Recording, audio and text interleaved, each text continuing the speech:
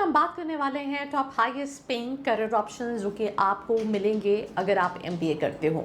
और इन स्ट्रीम्स में, इन डोमेन्स में काम करने के लिए what skills are required, that also I'll be talking in this particular video. So we can start this video with the very first thing कि ये सारे करियर्स इतने पॉपुलर क्यों हैं, क्योंकि इनकी सैलरीज जो हैं वो काफ़ी हाई है if you comparatively compared with others profiles. Leadership opportunities देता है आपको, काफ़ी लीडरशिप पोजीशंस को देता है, ग्लोबल करियर ऑप्शन मिलता है, ग्रोथ मिलती है, और वर्क विद आप कहीं ना कहीं मेजर कंपनीज के साथ कर रहे होते हैं।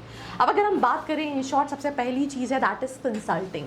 Y consulting? आप IIM अहमदाबाद ले लो, आप IIM बैंगलोर ले लो, आप IIM कैलकटा ले लो। अगर हम टॉप प्रेफर्ड जॉब की बात करें तो हर स्टूडेंट प्रेफर करता है कंसल्टिंग में अपना करियर बनाना। Companies like McKinsey, Bain and company, Boston consulting हो, BCG, ये सारी कंपनीज जो है स्टूडेंट्स की ड्रीम कंपनी है, बिकॉज यहाँ पे इनिशियल पैकेजेस जो हैं वो 25 लाख 30 लाख से स्टार्ट होते हैं, बहुत ज़्यादा ट्रैवल करने को मिलता है, राइट। सो इन शॉर्ट अगर हम बात करें तो कंसल्टिंग करती क्या है? कंसल्टिंग इसमें भी अब AI काफ़ी ज़्यादा एम्बेडेड हो गया है। पहले क्या होता था, इनिशियली जब कंसल्टेंट्स हायर होते हैं तो शुरू में तो आप एक तरह से PPTs बहुत सारे ऐसे काम कर रहे होते हो, बट अभी AI ने ये बहुत सारा काम ऑटोमेट यहाँ इस सेगमेंट में भी कर दिया है।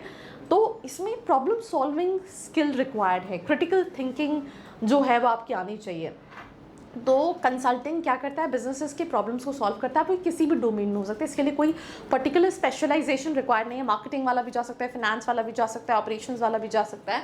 अब इसमें क्या रहता है? मार्केट का एनालिसिस करना होता है, बिजनेस स्ट्रैटेजी बनानी रहती है, और ऑपरेशंस को इम्प्रोवाइजेशन होता है। जैसे BMW है, उनका एक हो सकता है शोरूम हो इन छत्तीसगढ़, ठीक है, उनके बाकी जो कॉम्पिटिटर्स हैं उनका बिजनेस तो वहाँ चल रहा है, बट वहाँ पे BMW नहीं ऑपरेट कर रहा, तो उसने एक कंसल्टिंग फर्म को हायर किया।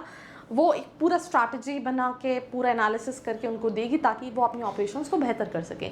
इवन मैं एग्जांपल देती हूँ, I was initial years of my startup journey, I was incubated at a government incubation center।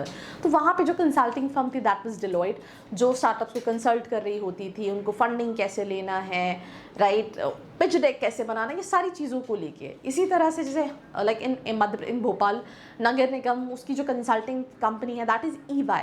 तो right from banks to governments to big companies, this is how consulting people help them solve their problems, and it is one of the highest paying job profiles। even अगर हम tier 2 tier 3 में भी जाएँ, packages कम होते हैं, it starts from 6 to 12 13 14 रहते हैं depending upon college. पर यहाँ पे भी ये रहता है कि स्टूडेंट इनको सबसे ज़्यादा प्रेफर कर रहे होते हैं। मैं बहुत सारे कॉलेजेस में ट्रैवल करती हूँ जहाँ स्टूडेंट एक कंसल्टिंग रोल को ले लेता है, तबकि उसके पास एक 10 लाख का ऑप्शन है और एक 6 लाख का ऑप्शन है, वो 6 को चुनेगा बिकॉज वो रोल जो है that is for consulting. Now if I talk about consulting salary and skills, problem solving मैं बता रही थी, एनालिटिक थिंकिंग होनी चाहिए, कम्युनिकेशन स्किल्स बहुत ज़्यादा अच्छे रिक्वायर्ड है, एंड बिजनेस स्ट्रैटेजी। मैंने आज लास्ट ईयर 2 इंटरव्यूज़ लिए थे, दोनों स्टूडेंट्स IIM अहमदाबाद के थे, एक FMCG का स्टूडेंट था, एक कंसल्टिंग का था। जो कंसल्टिंग वाला स्टूडेंट्स था उसकी पर्सनैलिटी में काफ़ी ज़्यादा डायनेमिक चेंजेस देखने को मिल रहे थे। Excellent communication skills, academically should be very sound, multitasker, by you're into clubs, you're into committees, you are good with your academics, so they look for a candidate who's having a holistic kind of a profile. So this is what really needed, 20 to 40 lakh if you're getting into tier 1 category of colleges. Second is finance. It's evergreen, ever needed specialization because you're dealing with paisa, and we all are doing MBA because of पैसा। So simple सी चीज़ें इसमें common roles क्या होते हैं? Investment banker क्या होता है? जहाँ पे आपके पास फंड्स आ रहे होते हैं और आप वो पैसा लगा के उसको बढ़ा रहे होते हो। Financial analyst, again financial planning करना, कॉर्पोरेट फाइनेंस मैनेजर्स, ये सारी प्रोफाइल्स होती हैं। अब इसमें अगर हम सैलरी की बात करें तो investment banking is one of the highest paying profile after MBA in finance, right?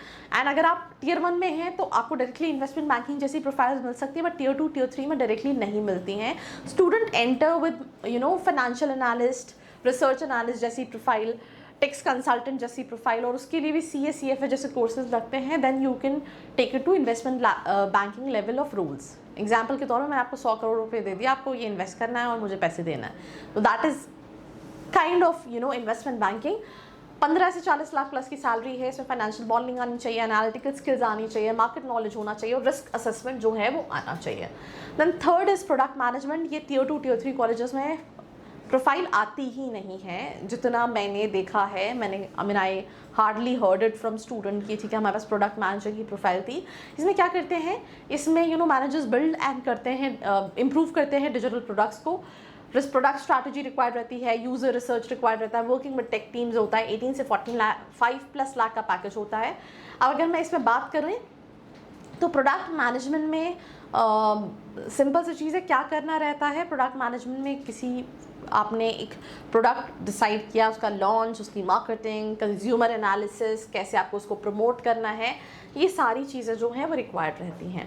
इसके अलावा भी बहुत सारी specialization, business analysis, data analytics, अच्छा एवरग्रीन स्पेशलाइजेशन, बहुत सारी जगह मेंशन नहीं होता, but I feel like marketing is also one of the specialization, जो कि मार्केटिंग मैनेजर, ये वाले भी जो रोल्स हैं, that's are among the top high paying roles which is there from so long. अगर आप लेडर के टॉप पे पहुंचते हो तो आप सोचो, इवन अगर मैं सेल्स की बात करूं तो not just earning for your self, but आपके अंदर जितनी भी लेडर है आपको उन सब का भी क्यूमुलेटिव इंसेंटिव मिल रहा होता है। इसमें मार्केटिंग मैनेजर जैसी प्रोफाइल्स रहती हैं, कंपनीज में जो डिजिटल मार्केटिंग पूरा हेड कर रहा होता है, राइट, उसके पैकेजेस काफ़ी ज़्यादा होते हैं। तो ऐसी बहुत सारी करियर ऑप्शंस हैं जिनमें पैकेजेस जो हैं वो काफ़ी ऑन अ हाई एंड है, बट इन शॉर्ट जो टॉप 3 करियर्स हैं वो ये करियर ऑप्शंस हैं। So this was all about this video. Do share it with all your friends. Till then, like, share and subscribe. I hope you like this video. For more such videos, keep watching our channel. And do not forget to like, share and subscribe.